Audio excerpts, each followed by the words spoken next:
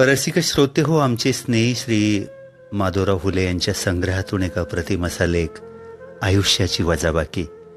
अभिवाचन उमेश शिंदे. मित्र हो, सहचारिणी असता सोबत तोपर्यंत तो राजा असतो. साथ सुटता तिची तो आयुष्यातून वजा होतो.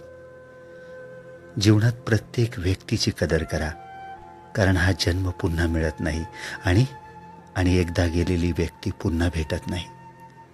कधी कधी एखादा आजार हा औषधाने बरा होत नाही, तर एखाद्या व्यक्तीने दिलेल्या शाब्दिक आधाराने बरा होतो. म्हणून शब्दाला धार नाही तर आधार हवा. मित्र हो, कायम टिकणारी गोष्ट एकच, ती म्हणजे माणुसकी, नम्रता आणि चारित्र्य.